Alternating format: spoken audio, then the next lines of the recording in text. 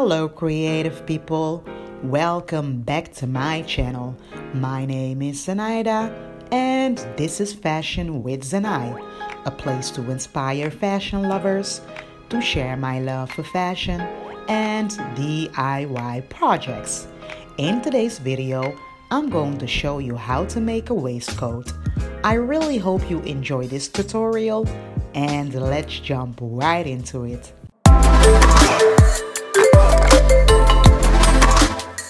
For today's creation, I was inspired by these beautiful waistcoats which I found online. So I decided to make one and give it my own twist. For this tutorial, you're going to need the following tools. You can find all these materials in the description box down below. The fabric that I'm going to use is a cotton fabric.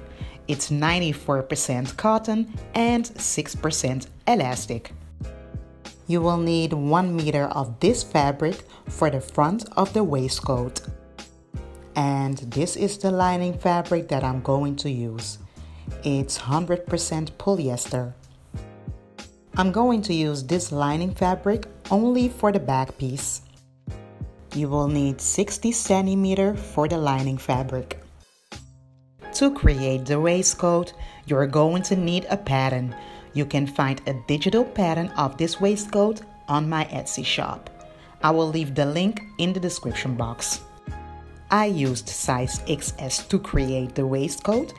If you're not sure about your measurements, you can find a video on my channel on how to take your own body measurements. The link will be down in the description box. The waistcoat has 3 pattern pieces, a front piece, a back piece, and an upper front piece. For the front piece, you're going to cut out 2 pieces on the main fabric and 2 pieces on the lining fabric. The back piece, you're going to place it on the fabric fold and cut out 1 piece on the main fabric and 1 piece on the lining fabric. For the upper front piece, you're going to cut out 2 pieces on the main fabric. For all pattern pieces, you will need to add seam allowance. You're going to add 1.5 centimeter seam on all edges. The only edge that doesn't need a seam allowance is the fold line of the back piece. I recommend that you first check whether the length of your waistcoat is long enough for you. If you find it too short, I recommend adjusting the length to your pattern before cutting it onto the fabric. You then need to adjust the bottom edge of the front piece and the back piece. And it's an option to adjust the bottom edge of the upper front piece if necessary. When you place the pattern pieces on the fabric, you will need to mark it with a chalk or you can use tracing paper. Make sure you mark the button lines well. After you cut out the pattern pieces, you should have 2 front pieces, 1 left side and 1 right side. The left piece is going to be the piece where you're going to place the buttons, and the piece of the right side is going to be the piece with the buttonhole. These are the left and right side of the lining front pieces. And these should be the back pieces. The one on your left is the main piece and the one on your right is the lining piece. The last pieces on the main fabric are the left and right side of the upper front piece. And now you're going to start with the sewing process. You're going to connect the upper front piece to the front piece. But first you're going to overlock the neckline edges and the bottom line edge of the upper front piece. You're going to overlock it with an overlocking machine, or you can do a zigzag stitch with a normal sewing machine if you don't have one. After you finished off the edges, you're going to sew it with 1.5 centimeter seam from the bottom edge to the neckline. This is how the stitches should look like. For the back piece, you're going to connect the upper front piece and front piece to the back piece. Place the upper front piece on top of the front piece with the wrong side of the fabric facing the good fabric side of the front piece. And make sure the armhole edges are connected. Keep 1.5 cm seam space for the front piece. You can secure the front layers with a pin to make sure it doesn't move from its place. Turn the front pieces over and place it on top of the back piece with the good side of the fabric facing together. Then you're going to pin the shoulder line. Don't pin the side edges like I did. You have to leave it open for later. I made a mistake here by pinning it. Keep 1.5 cm space on the shoulder to the neckline of the back piece, which is between the upper front piece and the back piece. And you do the same for the other side of the shoulder.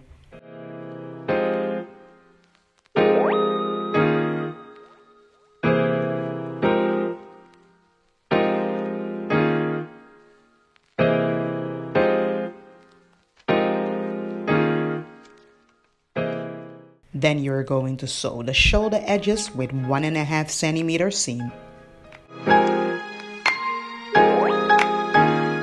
Repeat the same steps for the lining pieces as you did for the main fabric pieces.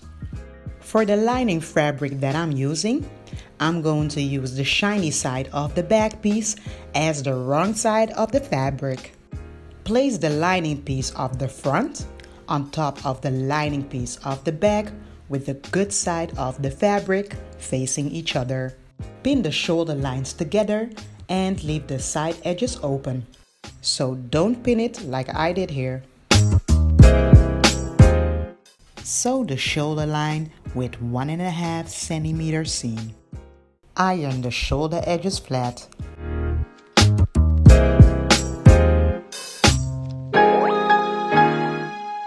Then you're going to turn the lining piece over with the good side of the fabric facing up. Place the main fabric pieces on top of the lining piece with the good side of the fabric facing each other. To avoid confusion, you can see that my corners of the bottom edges doesn't look the same as they should. This is because of the mistake I mentioned earlier by pinning and sewing the side. Because when I sewed the side seam and turned it inside out, I went to cut the corners. But I came to find out that I was struggling to turn it inside out. For a better understanding, I will explain this later in the video so you don't have to make the same mistake. So just to be clear, you don't see the corners of my front pieces since I cut them out. Once you place the main fabric pieces and lining pieces on top of each other, you're going to pin the armhole edge, leave the side open, pin the bottom edge of the back and the other side of the armhole edge. Then you're going to leave the side open, pin the bottom edge till the corner, and from that corner, you're going to continue to pin the other corner all the way to the neck. And from the neck, you continue to pin all the way to the bottom edges and you leave the other side open. Make sure you place the armhole edge together. And on the armhole edge of the front piece, you should have 3 layers.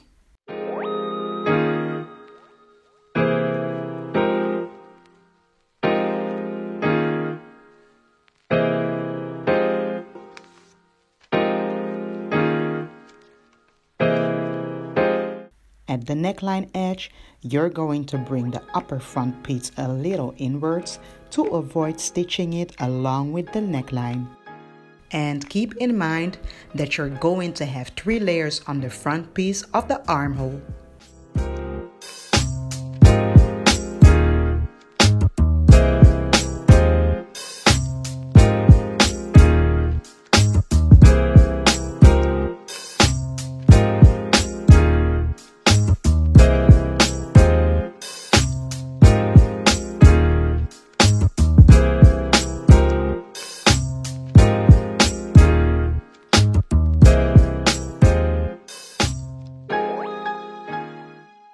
Now you're going to sew the armhole, leave the side open, sew the bottom edge of the back, leave the side open of the back, sew the other armhole edge, leave the side open of the front, sew the bottom edge of the neckline, and you do the same for the other side with 1.5 centimeter seam on all edges.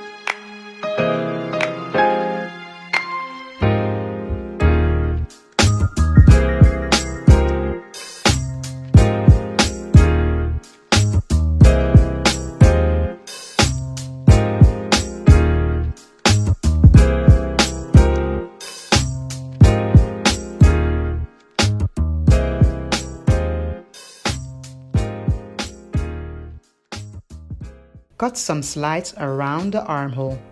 This makes the waistcoat look flat around the armhole once you invert it. After you sew the edges, you're going to cut the corners in a triangle, which I already did. These are the corners you're going to cut. And make sure you don't cut through the corners of the stitches. The next step is to invert the waistcoat piece. And this is exactly the part I meant why you shouldn't sew the side edges together. You have to leave the side edges open so you can invert the waistcoat piece, otherwise you will get stuck.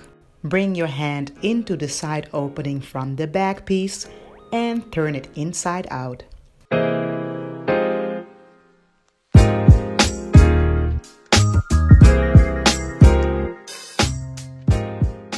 To point out the corners, I used a scissor.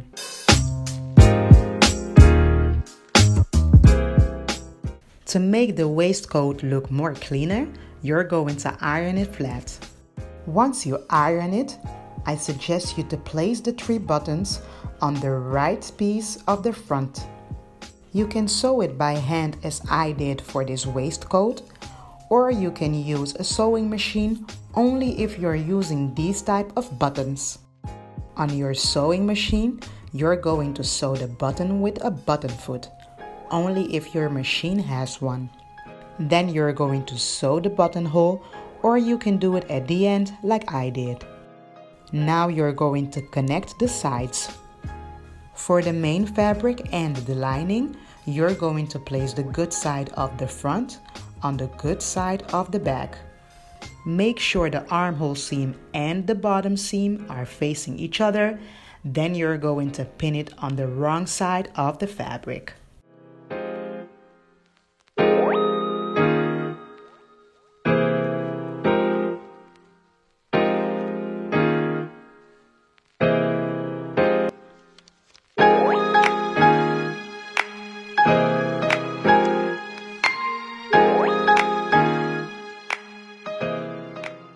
Then you're going to bring your hand into the left side opening so you can bring the right side edges into the left side opening of the back piece. This is the easiest way to sew the right side seam.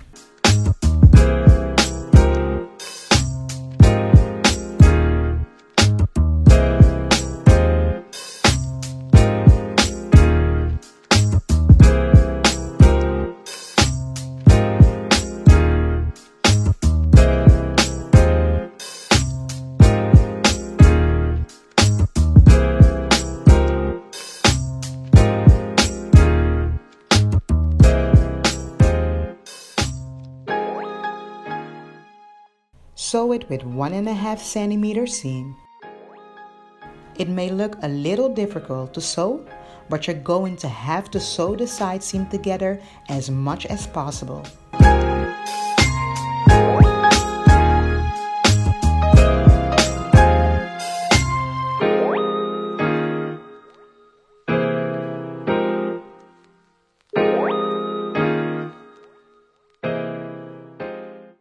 Once it's sewn, it should look like this. Then you're going to iron the seam to make it look more neatly.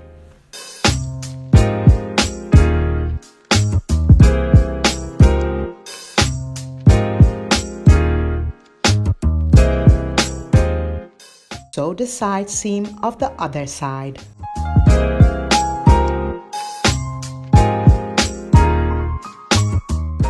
Connect the front and back side edge, then you're going to sew it the same way as you did for the other side. Only this time, you're going to leave a little opening on the inside of the waistcoat. But you're going to sew it until you can't sew it together, and that's going to be the open space.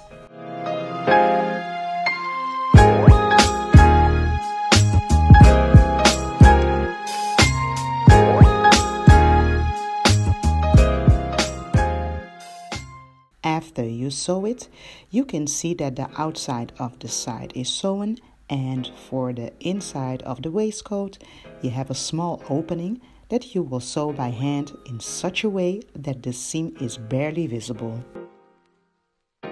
I recommend ironing the side opening flat with the seam allowance inward before you sew it by hand. Lastly, you're going to sew the buttonhole with the sewing machine. I used a buttonhole foot to sew the buttonholes. And this is the finished waistcoat. I'm very happy with the outcome. It looks very amazing and beautiful. I'm looking forward to wear it. I really hope you enjoyed watching this video and find it helpful so you can create your own waistcoat. If you create your own waistcoat, I would love to see a picture of your creation. You can send a photo or you can tag me on Instagram by using the hashtag ZenIDesigns. If you like the video, please give it a thumbs up, share, comment. Don't forget to subscribe to my channel and hit the notification bell. I see you guys in the next video. Bye bye.